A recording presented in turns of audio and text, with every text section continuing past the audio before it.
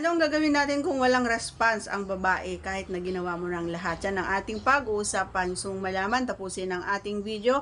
But before that, please do me a favor. Please do subscribe and click our tiny notification bell so that you'll be updated every time we have a new upload videos. Disclaimer din po, mga videos po natin ay para lamang po sa may bukas ang kaisipan, may malawak na pang-unawa. Kung wala po tayo, maaari na lamang po mag-skip at mamili ng mga videos na nararapat para sa inyo.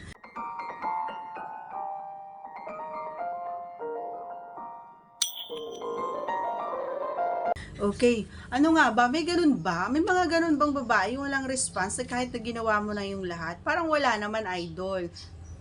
Meron ba? Ay, baka yung partner mo is ano na siya. Kasi ganito 'yon. Noong na-experience ko to mga lords. Noong ako ay super stress ako, super dami ng problems, ang dami kong iniisip, ang dami kong, alam mo 'yon, yung talagang sumasagi sa isip ko lahat ng mga yung sobrang ang lungkot ng buhay ko nung time na 'yon. And then kahit na anong gawin niya sa akin, lahat yung pinaka-paborito ko ginagawa niya, lahat ng mga posisyon na ginagawa ko na gustong-gusto ko ginawa niya, lahat ng nagtagal siya 1 oras, 2 oras na kumakain doon or kahit dito, talagang ginawa niya lahat. And lahat na yata ng posisyon ginawa niya, pero wala akong response. Yes, na hinahayaan ko siya, pero never akong kumanta, never akong humalinghin, never akong humawak sa kanya. Para akong wala, nakaganon lang ako and walang response, as in. So, hinayaan ko lang siya and nakita ko na lang siya na natapos na siya kasi narinig ko na yung pag gumanyan na kasi ang lalaki, alam ko tapos na yung gumanyan na siya.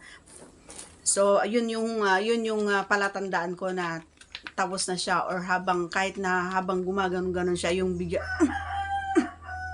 yung ganon. So, ano yun, tumatalsik yun sa loob. So, and syempre naramdaman ko na rin yung sobrang basang-basa na rin. So, yun na yung time na wala lang, punas lang ako and then okay na. Parang wala lang, tapos nakadilat pa rin yung mata ko, yung wala akong ka-response. Yun yung dahilan, idol, kung bakit walang response yung partner mo. So, kailangan mo siyang kausapin kung ano yung problems niya, or kung alam mo man, so try to solve the problem na iniisip niya para manumbalik yung sigla niya sa pakikipagta sa'yo. Okay? So that's all for today's video. Once again, if you are not yet connected, please do subscribe and click our tiny notification bell so that you'll be updated every time we have a new upload videos. Thanks for watching, everyone. See you again on our next vlog. Bye!